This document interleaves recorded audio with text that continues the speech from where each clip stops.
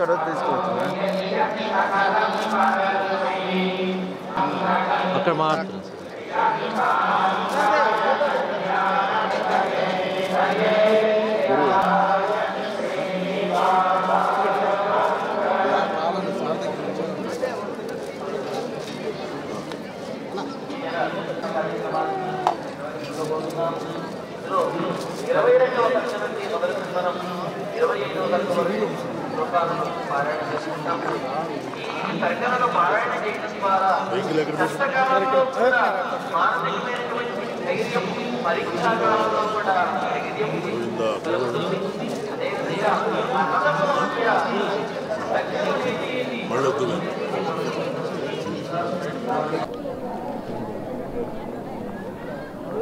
ఈరోజు కలియుగ దైవం అయినటువంటి వెంకటేశ్వర స్వామిని దర్శనం చేసుకొని అంత దేశం అంతా కూడా సుఖ సంతోషాలతో మానవాళి ప్రపంచం అంతా బాగుండాలని అన్ని వర్గాలు సంతోషంతో ఉండాలని ఆ దేవదేవుడిని కోరుకోవడం జరిగింది.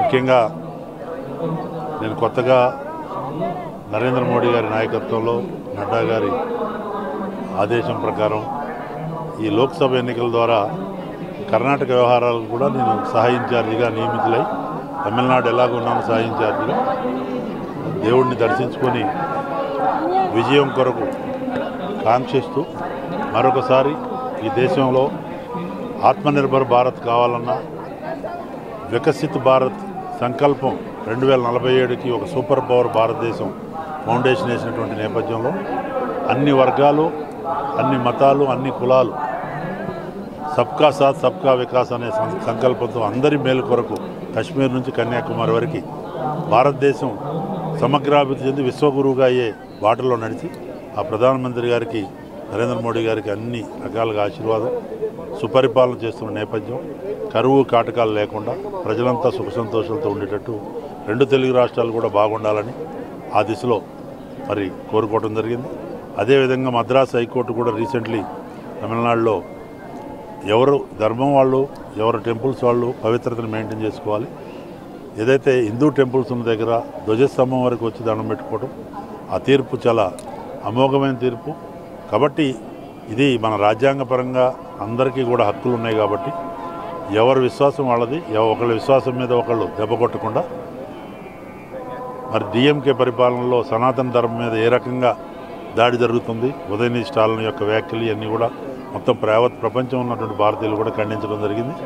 ఇది రాజకీయాలు మాట్లాడే వేదిక కాకపోయినా తప్పనిసరిగా ఆ దిశలో సనాతనం అంటే జీవనది ఎటర్నల్ కాబట్టి అందరినీ కలుపుకుపోయే ఆ రామరాజ్య స్ఫూర్తి 500 సంవత్సరాల తర్వాత అయోధ్యని ఎక్కడ చిన్న ఇష్యూ కూడా కాకుండా నరేంద్ర మోడీ గారి నాయకత్వంలో అయోధ్య తీర్థ ట్రస్ట్ ఆధ్వర్యంలో మళ్ళీ బాలరాముడి యొక్క ప్రతిష్టా కార్యక్రమం జరగడం చాలా సంతోషం. యావత్ ప్రపంచంలో కూడా రామనామం మోగిపోయిన సందర్భం ఆ రాముడి నుంచి గోవిందరాముడిగా ఇక్కడికి లింకు కాబట్టి అందరూ ఆ వైష్ణవ నేపథ్యంలో చివరికి ముస్లిం కంట్రీ అయినటువంటి దుబాయ్లో కూడా 14వ తారీఖు అక్కడ ప్రాణప్రతిష్ఠ కార్యక్రమం వైష్ణవ టెంపుల్ వాప్సీ అనే పేరుతో అక్కడ బ్రహ్మాండమైనటువంటి టెంపుల్ అక్కడ రాజులు అక్కడ షేకులు వాళ్ళంతా ఆహ్వానించి నరేంద్ర మోడీ గారి సారథ్యంలో జరుగుతుంది.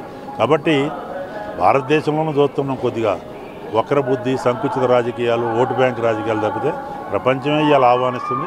మన సంస్కృతి చాలా గొప్పది, మన యోగా, మన యొక్క అహింస, మన విధానాలు అన్నీ బాగున్నాయని చెబుతూ ఎల్కే అద్వానీ గారికి భారతరత్న రావడం చాలా సంతోషం. వెంకయ్యనాయుడు గారికి కూడా, చిరంజీవి గారికి కూడా మరి పద్మవిభూషణ్ అవార్డు సత్కరించిన ప్రభుత్వం. అట్లా వీరే కాకుండా ఎవరో కూడా వెలుగులోకి రానటువంటి వాళ్ళని కూడా వెలుగులో తీసుకొచ్చి అనేక నిష్ఠాతుల్ని భారతదేశంలో ఈ పద్మ అవార్డులు ఇవ్వటం అది నరేంద్ర మోడీ గారి నాయకత్వానికే దక్కిందని చెబుతూ మరొకసారి శుభాకాంక్షలు.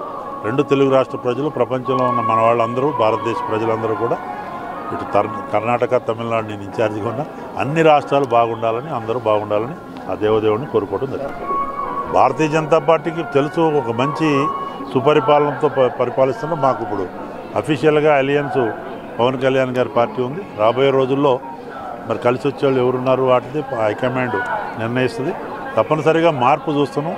ఇవాళ దేశం మొత్తం కూడా మారుమోగిపోతున్న నరేంద్ర మోడీ గారు ఒక నిష్ఠ, ఒక సేవకుడిగా భారతదేశం యొక్క అభ్యున్నతి కొరకు అన్ని వర్గాలు, పేదరికం నుంచి వచ్చిన వ్యక్తి కాబట్టి ప్రజల మనసులు గెలుస్తారు. ఇక్కడ కూడా తెలుగు రాష్ట్రాల్లో కూడా, ఈవెన్ తెలంగాణలో కూడా మంచి స్థానాలు వస్తాయి. తమిళనాడులో కూడా చాలా మార్పు వచ్చింది, అక్కడ మహిళల్లో, యువకుల్లో. అట్లా కర్ణాటకలో కూడా చాలా ఎక్కువ సీట్లు. కాబట్టి ఇంకా నేను రాజకీయం ఎక్కువ మాట్లాడకుండా తప్పనిసరిగా నరేంద్ర మోడీ గారు రావాల్సిన అవసరం ఎందుకుంది అంటే, మూడోసారి ఈ కొనసాగుతున్న సుపరిపాలన కొనసాగాల. ప్రపంచం మొత్తం ఇవాళ అగ్రదేశాలు కూడా మోడీ గారి నాయకత్వాన్ని శ్లాఘిస్తున్నారు. Russia president, America president, Australia president అయితే బాస్ అని. మన వాళ్ళకే కొద్దిగా మనసులో తెలుసు వాళ్ళకి. ఇప్పుడు మల్లికార్జున ఖార్గే గారు చెప్పగానే చెప్పాడు 400 సీట్లు పైన వస్తాయని. అన్యోపదేశం అది భగవంతుడు పలికిచ్చాడు, అది జరుగుతుంది. మెజారిటీ సీట్లు వస్తాయి బ్రహ్మాండంగా కదా. పార్టీ ఆదేశిస్తే ఒక కార్యకర్తగా వారి శిరోధారి. ఓకే.